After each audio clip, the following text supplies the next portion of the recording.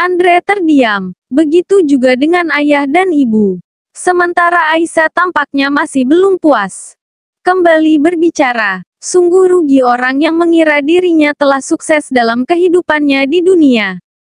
Tapi ternyata ia termasuk orang yang gagal total karena kesuksesannya membuatnya lupa kepada sejatinya sang pemberi kesuksesan.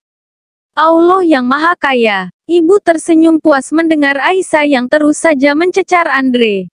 Anda tahu istidraj? Tanya Aisyah melihat Andre sekilas. Andre tak menjawab. Istidraj itu tipuan yang diberikan oleh Allah SWT terhadap orang-orang yang membangkang terhadapnya. Dalam hal ini Allah SWT mengabulkan segala keinginan manusia dengan membukakan pintu kesenangan. Yang mana hal itu sebenarnya adalah kehancuran, kenistaan, dan kesengsaraan baginya. Istidraj bisa juga suatu jebakan berupa kelapangan rezeki padahal yang diberi dalam keadaan terus-menerus bermaksiat pada Allah.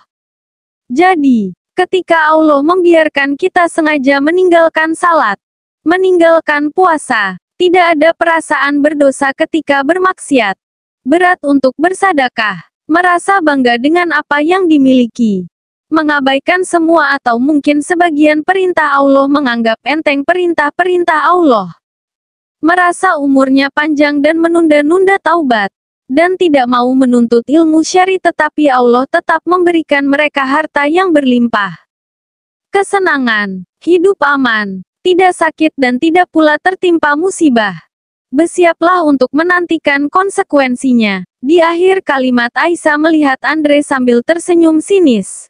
Ibu ikut tersenyum. Begitu juga dengan ayah yang hanya mengangguk-anggukan kepalanya saja. Andre yang sedari tadi terdiam kemudian melihat Aisyah. Tidak heran orang sepertimu pandai berbicara. Menasihati orang lain seolah-olah dirinya sudah yang paling benar. Saya tidak merasa menjadi orang yang paling benar. Tapi semua yang saya katakan adalah kebenaran. Jawab Aisyah lantang. Andre tertawa. Terima kasih atas nasihatnya. Tapi saya tidak memerlukan itu. Biarlah saya jalani kehidupan saya seperti yang saya inginkan. Andre berdiri dari duduknya. Oh iya, saya sadar di posisi saya sekarang banyak orang yang akan iri dan dengki. Andre melihat Aisyah dengan angkuh. Aisyah menahan tawanya. Kenapa saya harus iri? Karena kadang hidup yang terlihat mewah, nyatanya belum tentu indah. Kadang Allah mungkin memberikan seseorang kesenangan duniawi, namun tidak serta-merta dengan ketenangan hati. Lanjut Aisyah lagi. Andre yang tertawa kembali langsung menutup mulutnya. Ingin sekali rasanya dia membalikkan kata-kata Aisyah. Namun dia bingung harus menjawab apa. Dia lalu berpamitan pada paman dan bibinya. Dan langsung pergi dari sana dengan terburu-buru. Sepeninggal Andre, ibu langsung melihat menantunya dengan bangga. Semoga hatinya masih sedikit lembut untuk menerima semua nasihatmu nak. Ibu harap Andre bisa berubah menjadi seperti Andre yang kita kenal dulu. Ibu lalu melihat ayah. Andre yang kita besarkan seperti anak kita sendiri sepeninggal kedua orang tuanya, ucap ibu dengan sedih. Ayah terdiam. Kedatangan keluarga Zaidan disambut dengan baik oleh keluarga Anita. Hari itu, sesuai rencana mereka mengadakan khitbah. Pada hari itu secara resmi Zaidan melamar Anita untuk dijadikan istrinya. Zaidan dengan mantap memilih Anita sebagai pendamping hidupnya. Setelah melalui beberapa pertimbangan tentunya terutama setelah memohon petunjuk dari Allah SWT melalui salat istikharah. Dengan terlebih dahulu membaca doa, kemudian bersalawat kepada Nabi Muhammad. Zaidan dengan yakin menyampaikan tujuan kedatangannya untuk melamar Anita. Aku di sini karena berharap tergolong dalam naungan sang baginda Rasul dengan menjalankan sunnahnya. Aku di sini untuk dirimu, berharap suatu saat nanti akan menjadi prioritas dalam hidupku setelah Allah dan Nabi.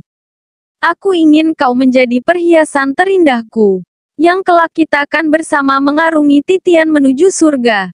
Menggapai ridhonya, aku ingin kamu menjadi halal bagiku untuk melihat dan menyentuhmu. Karena itu aku ingin mengatakan dengan segenap kesungguhanku. Dengan nama Allah yang Maha Pengasih lagi Maha Penyayang.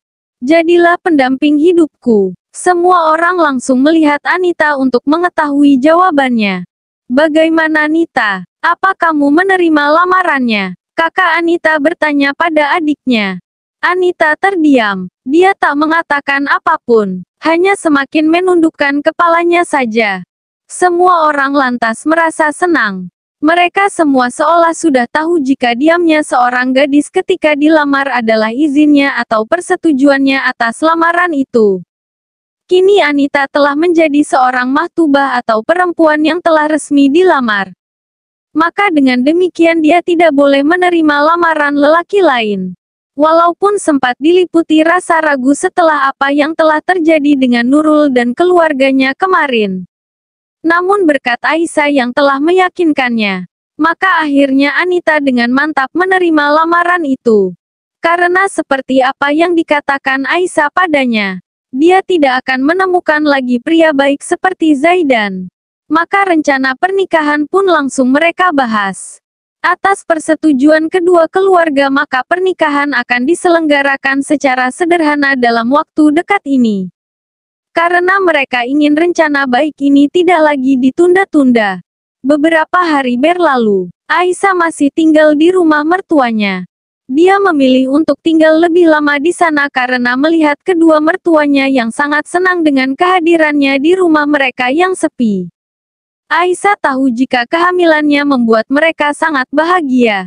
Seolah mimpi yang akan menjadi kenyataan.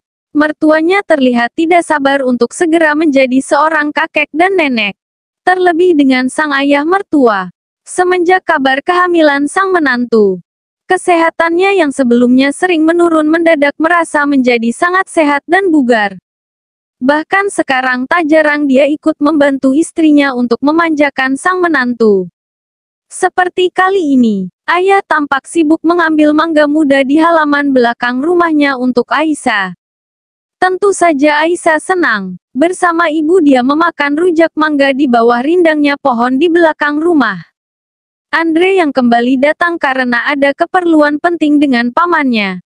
Mencari-cari keberadaan paman dan bibinya.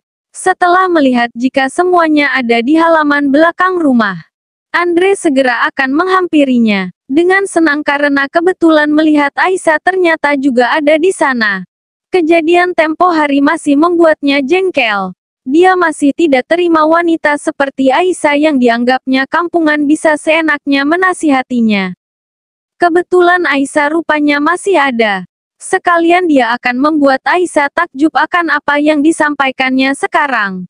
Kehadirannya belum disadari oleh paman dan bibinya juga Aisyah yang tampak asyik mengobrol sambil memakan sesuatu. Andre semakin mendekati mereka namun kemudian dia tertegun melihat wajah Aisyah yang tidak tertutupi cadar seperti kemarin. Andre kaget melihat kecantikan Aisyah walaupun terlihat dari samping. Dia tidak menyangka jika di balik cadar yang kemarin dia anggap norak itu ternyata menyembunyikan kecantikan yang terpancar secara alami. Tanpa ada sedikit pun riasan makeup di wajahnya. Andre lalu semakin mendekat. Hingga kedatangannya akhirnya disadari oleh Aisyah yang langsung memalingkan wajah sambil menutupinya. Dia lalu segera memakai cadarnya yang disimpan tak jauh dari sana. Ayah langsung menyambut kedatangan Andre yang langsung mengutarakan maksud kedatangannya. Aku minta kepada paman untuk memantau perbaikan masjid di kampung sebelah. Baru saja aku memberikan sumbangan senilai 100 juta untuk memperbaiki atapnya yang akan roboh. Ucapnya dengan nada sedikit sombong. Alhamdulillah nak. Semoga Allah segera melipat gandakan harta yang telah kamu keluarkan di jalan Allah. Jika dananya kurang jangan segan-segan untuk memberitahuku. Aku akan menambahkannya lagi. Pamannya mengangguk. Andre melihat Aisyah. Aku harap ini sebagai bukti jika aku masih menjadi seorang muslim yang taat. Setidaknya aku mampu bersedekah dengan mengeluarkan uang yang sangat banyak untuk agamaku. Orang lain belum tentu mampu melakukannya. Ingat nak, berapapun nilai uangnya yang terpenting itu kita harus ikhlas dan jangan sombong. Ucap ibu mengingatkan. Tentu saja bibi, aku ikhlas. Aisyah tersenyum. Ikhlas itu tak ingin dilihat, tak ingin dipuji, tak ingin diketahui, tak ingin dihargai. Sombong itu ibarat seseorang yang berdiri atas gunung. Dia melihat orang lain sangat kecil. Tapi sebenarnya dia juga lupa jika orang lain juga melihat dia kecil.